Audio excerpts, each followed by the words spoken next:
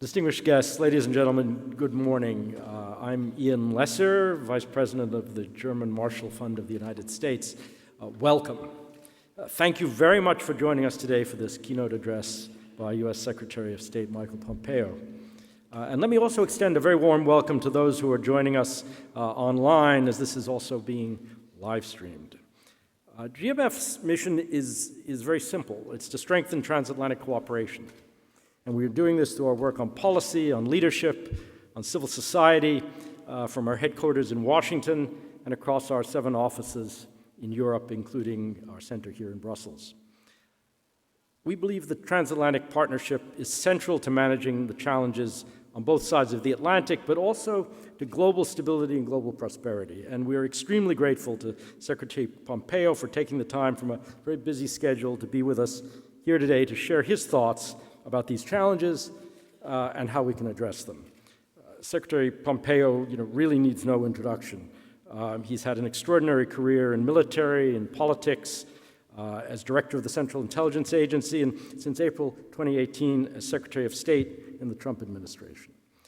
We're really delighted to have him with us here today. Please join me once again in welcoming Secretary Pompeo. The floor is yours.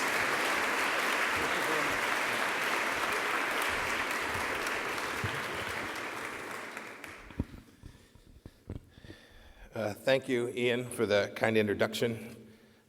Good morning to all of you. Thank you for joining me here today. It's wonderful to be in this beautiful place to get a chance to make a set of remarks about the very work that you do, the issues that confront the Marshall Fund and confront our region as well. Before I start today with my formal remarks, I would be enormously remiss if I did not pay a well-deserved tribute to America's 41st President, George Herbert Walker Bush.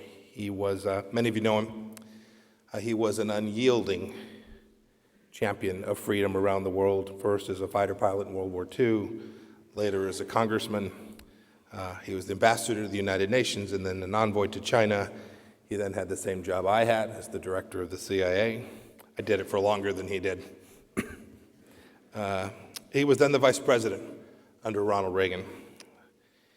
I got to know him some myself. He was a wonderful brother, a father, a grandfather, and a proud American.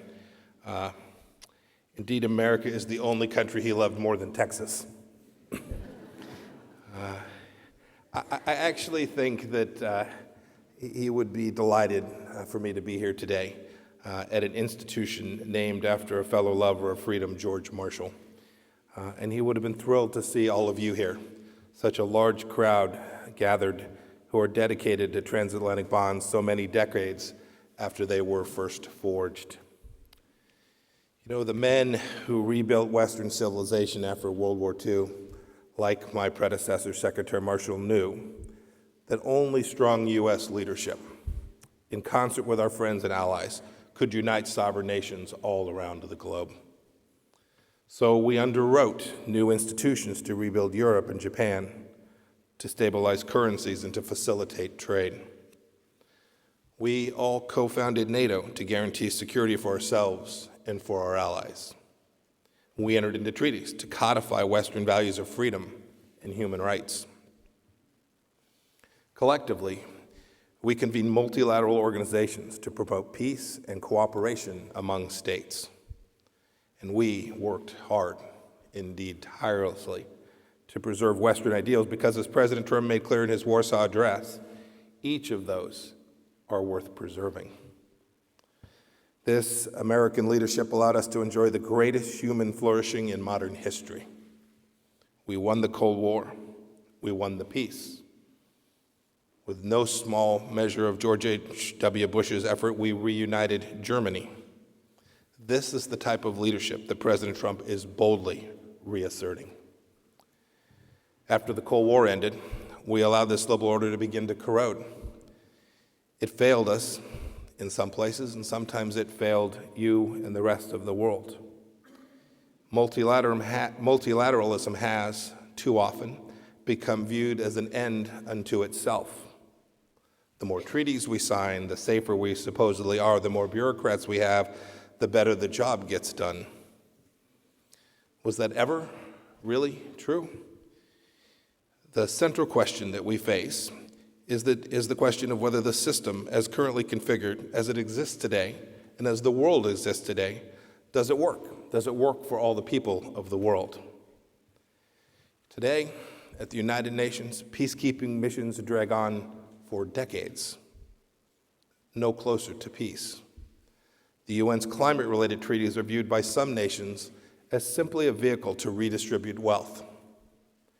Anti-Israel bias has been institutionalized. Regional powers collude to vote the likes of Cuba and Venezuela onto the Human Rights Council.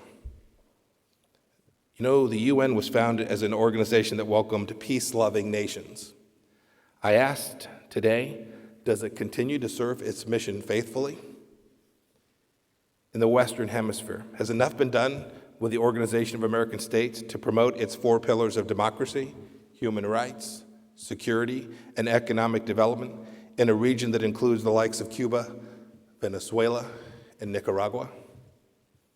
In Africa, does the African Union advance the mutual interests of its nation-state members? For the business community from which I came, consider this. The World Bank and the International Monetary Fund were chartered to help rebuild war-torn territories and promote private investment and growth. Today, these institutions often counsel countries who have mismanaged their economic affairs to impose austerity measures that inhibit growth and crowd out private sector actors. Here, in Brussels, the European Union and its predecessors have delivered a great deal of prosperity to the entire continent. Europe is America's single largest trading partner, and we benefit enormously from your success. But Brexit, if nothing else, was a political wake-up call. Is the EU ensuring that interests of countries and their citizens are placed before those of bureaucrats here in Brussels? These are valid questions. This leads to my next point. Bad actors have exploited our lack of leadership for their own gain. This is the poisoned fruit of American retreat. President Trump is determined to reverse that. China's economic development did not lead to an embrace of democracy and regional stability. It led to more political repression and regional provocations. We welcomed China into the liberal order, but never policed its behavior. China has routinely exploited loopholes in the World Trade Organization rules, imposed market restrictions, forced technology transfers, and stolen intellectual property. And it knows that world opinion is powerless to stop its Orwellian human rights violations. Iran didn't join the community of nations after the nuclear deal was inked. It spread its newfound riches to terrorists and to dictators. Tehran holds multiple American hostages, and Bob Levinson has been missing there for 11 years. Iran has blatantly disregarded UN Security Council resolutions, lied to the International Atomic Energy Agency inspectors about its nuclear program, and evaded UN sanctions. Just this past week, Iran test-fired a ballistic missile in violation of UN Security Council Resolution 2231. Earlier this year, Tehran used the U.S.-Iran Treaty of Amity to bring baseless claims against the United States before the International Court of Justice. Most all of this malign activity during the JCPOA. Russia. Russia hasn't embraced Western values of freedom and international cooperation. Rather, it has suppressed opposition voices and invaded the sovereign nations of Georgia and of Ukraine. Moscow has also deployed a military-grade nerve agent on foreign soil, right here in Europe, in violation of the Chemical Weapons Convention, to which it is a party. And as I'll detail later today, Russia has violated the Intermediate Range Nuclear Forces Treaty for many years. The list goes on. We have to account for the world order of today in order to chart the way forward. It is what America's national security strategy deemed principled realism. I like to think of it as common sense. Every nation must honestly acknowledge its responsibility to its citizens and ask if the current international order serves the good of its people as well as it could.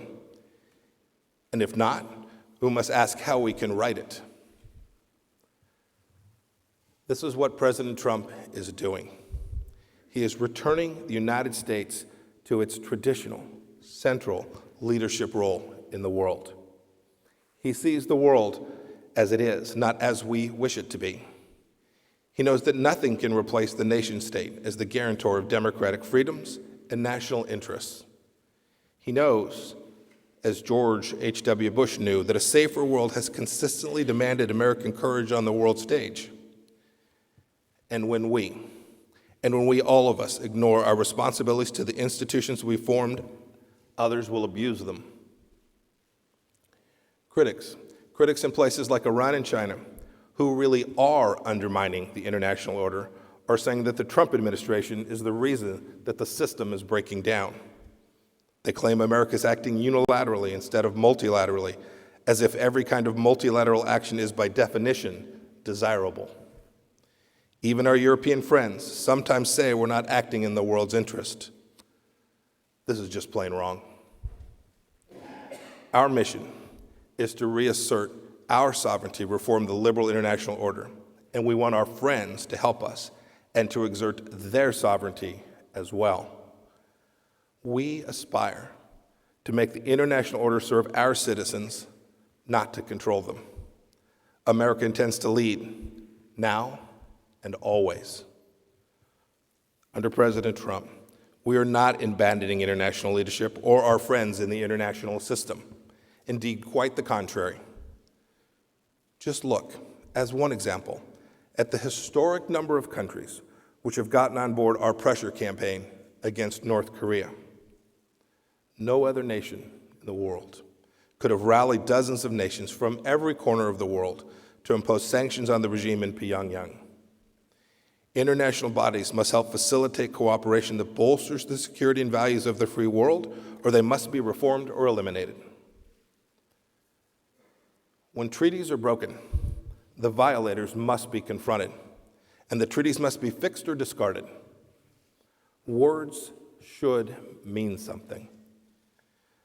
Our administration is thus lawfully exiting or renegotiating outdated or harmful treaties, trade agreements, and other international arrangements that do not serve our sovereign interests or the interests of our allies. We announced our intent to withdraw from the Paris Agreement on climate change, absent better terms for the United States. The current pact would have siphoned money from American paychecks and enriched polluters like China. In America, we've found a better solution. We think a better solution for the world. We've unleashed our energy companies to innovate and compete, and our carbon emissions have declined dramatically.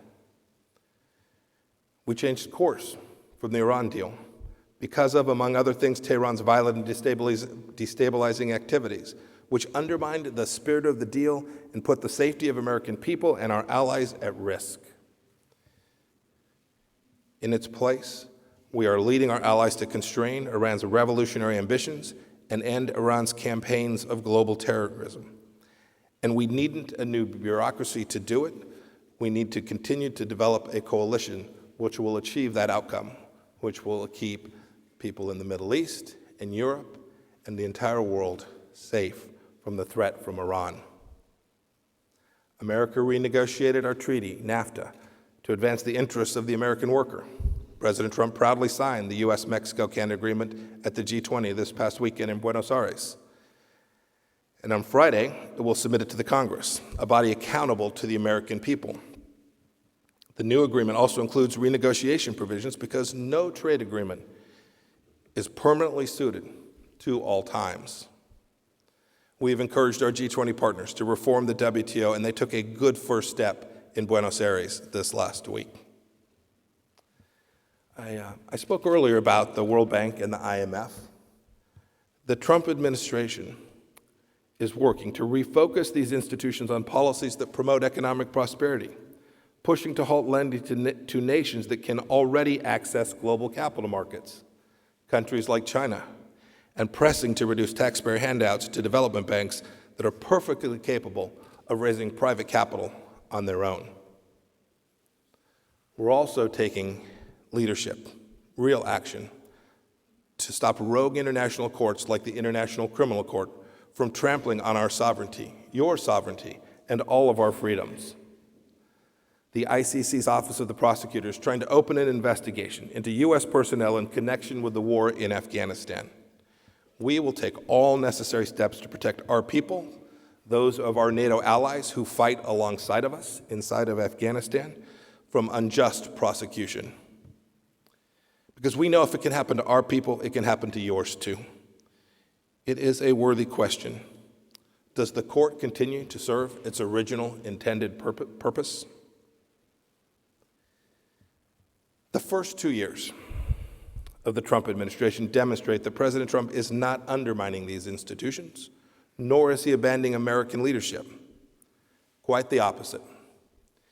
In the finest traditions of our great democracy, we are rallying the noble nations of the world to build a new liberal order that prevents war and achieves greater prosperity for all. We're supporting institutions that we believe can be improved. Institutions that work in American interests and yours, in service of our shared values. For example, here in Belgium, in 1973, banks from 15 countries formed SWIFT, developed common standards for cross-border payments, and it's now an integral part of our global financial infrastructure. SWIFT recently disconnected sanctioned Iranian banks from its platform because of the unacceptable risks they pose to the system as a whole. This is an excellent example of American leadership working alongside an international institution to act responsibly. Another example, the Proliferation Security Initiative, formed by 11 nations under the Bush administration to stop trafficking in weapons of mass destruction. It has since grown organically to 105 countries and has undoubtedly made the world safer. And I can't forget, standing here, one of the most important international institutions of them all, which will continue to thrive with American leadership. My very first trip, within hours of having been sworn in as a Secretary of State, I traveled here to visit with our NATO allies. I'll repeat this morning what I said then. This is an indispensable institution. President Trump wants everyone to pay their fair share so we can deter our enemies and defend the people of our countries. To that end, all NATO allies should work to strengthen what is already the greatest military alliance in all of history. Never has an alliance been so powerful or so peaceful, and our historic ties must continue. To that end, I'm pleased to announce that I will host my foreign minister colleagues for a meeting in Washington next April, where we will mark NATO's 70th anniversary. As my remarks come to a close, I want to repeat what George Marshall told the UN General Assembly back near the time of its formation in 1948. He said, quote, "International organizations cannot take the place of national and personal effort or of local and individual imagination. International action cannot replace self-help," end of quote. You know, sometimes it's not popular to buck the status quo, to call out that which we all see but sometimes refuse to speak about. But frankly, too much is at stake for all of us in this room today not to do so. This is the reality that President Trump so viscerally understands.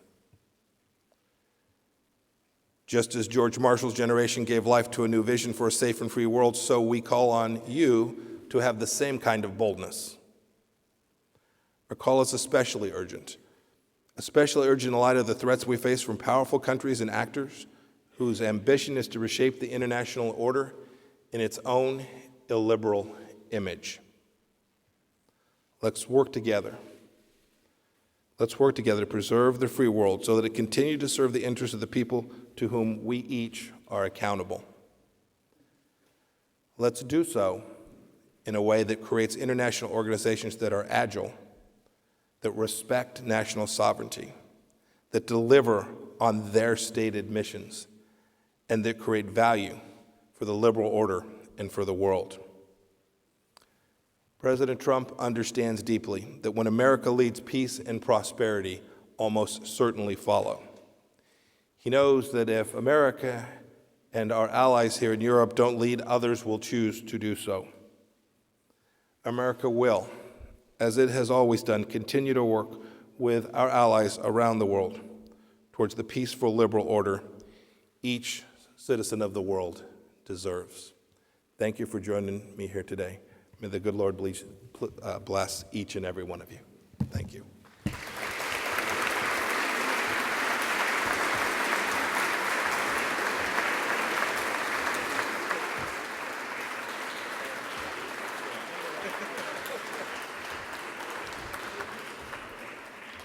Mr. Secretary, thank you again very much. It's a real pleasure to have you with us. Thanks to all of you. If I could ask you just to stay seated for a few moments so that the party can leave, and also just so I can say a few words of thanks. First of all, to all of you for joining us. We're really delighted that you could be with us here this morning. Secondly, if I could, to thank all three U.S. ambassadors here in Brussels and their missions. We really enjoy working with them, and we're delighted to collaborate on many, many things together. And then finally, if I could also thank my wonderful colleagues at GMF who put all of this together at very, very short notice. Please join me in helping me thank them.